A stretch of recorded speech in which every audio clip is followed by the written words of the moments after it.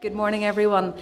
I had some notes here about the project and about what the project has all been about, but it has been so brilliantly covered already this morning. I'm just going to ignore all of that and speak a little bit more from the heart. And I think the quote that Shane put up earlier was one of those ones that just makes you pause for a moment and have a think. And really just that concept and the thought of what you see depends on how you view the world. When you actually stop for a second and you think about that, what you see depends on how you view the world. It makes you wonder, well, actually, what do I see? What do I look for? And how do I actually make decisions and plan out where I'm going to go to and what I'm going to do? And one of the things that just struck me as I was sitting listening to the presentations this morning, I remember when my daughter started in preschool, we were given the direction to go home and do some homework, and it was we had to prepare a book which was all about me. And we were given various different pages that we had to fill in. And one of those pages was that you had to fill in who mummy and daddy were, what they did for a living. And it was quite simple when we came to my husband because we could write down teacher. And then it came to, well, what does mummy do for a living? And the title, in terms of the job title, is bad enough, but trying to explain in a 3-year-old's language what that actually means, that's totally impossible. But when I heard Shane's quote this morning in terms of farmers are very good at looking for potential, it did strike me that really in terms of what myself and Paul and the team have been doing with the steering committee and the departments as well in looking at all of these project applications is that we have been professionally trying to find potential. And this project is one of those projects where, and Paul will maybe shake his head at me in a moment, I sincerely doubt it. It's one of those projects that every time this project has been mentioned, either within our staff team, if we're talking about it to a steering committee, any time that this project has been mentioned, we smile. It's one of those ones that makes us stand up a little bit taller.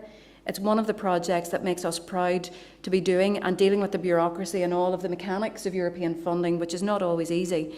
But it's one of those projects where we can say we saw the potential and we did a very small part to try and help in the delivery and make sure that that potential was realised. And when you hear the stories, such as Shane's this morning, or the nationwide RTE nationwide programme, which aired, was it in January time? It was the most brilliant piece of positive news with regard to what European funding can and does achieve.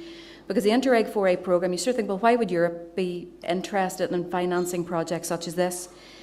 The Interreg programme is really the cornerstone of that in terms of what we've been trying to achieve with that, is really to try and build a more prosperous and sustainable cross-border region.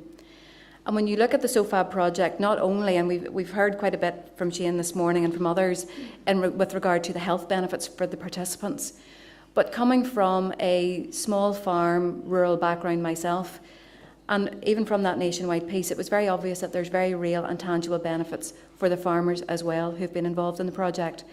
Because farming now can be quite a lonely and kind of isolated existence, particularly where it's a small farm and you maybe are only able to support one person at best, or sometimes part of one person's salary.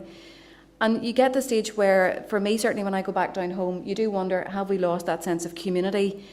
And this project, not only in terms of the health benefits, but it's helped to re-establish that community atmosphere, it's helped to create new friendships, and it's helped people to see the potential in what they can do, both in terms of what they can do on the farm and how they can contribute to that, but also in terms of what potential they have to care and support for others and how they can help other people realise their full potential. We all come with labels. Sometimes the labels are recognised by others, sometimes they are not, but we all have an inbuilt sense of who we are and what we can do. And I think this project is one of those projects that has helped every single person who's been involved in it to just push that boundary a little bit and say, well, actually, is that really all that I can do, or is there something else that I can contribute and take forward? So it's an amazing project. We are delighted to be involved with it. I suppose the only downside is that with European funding, it is project funding. It's short term, and we can only ever come in and fund something that has a distinct start, a middle and an end. And I know you're coming to the end now and you're probably looking at it saying, well, we're really only getting going. We've got this up, we've proven that it can work, we're showing that it makes a difference, and now we're coming to the end. And well, you know, it seems like a waste of potential then when you come to the end in terms of, well, how do we get that to move forward from there? I hope, and with what Anne-Marie has said, there's a real drive now whereby I think within a variety of different sectors we're trying to get away from labels. We're starting to look at people in terms of individuals, what we can provide, and hopefully changes within the health service and within other structures within government. Maybe some changes there will help to continue this work. We also do, however, have future funding opportunities coming up. I don't know if the bureaucracy of European funding and the amount of work and effort you've put in is something that you will want to engage in again. But there certainly will be opportunity for conversations with ourselves. And the plans at the moment are not completely signed off and agreed by the government departments, and certainly will have to then be submitted to Europe in terms of what we do with Interreg 5 and the upcoming Peace 4 programme. But within both of those programmes, there's a very strong focus on individuals, working with young people and those that have difficulties in accessing employment opportunities and realising their full potential.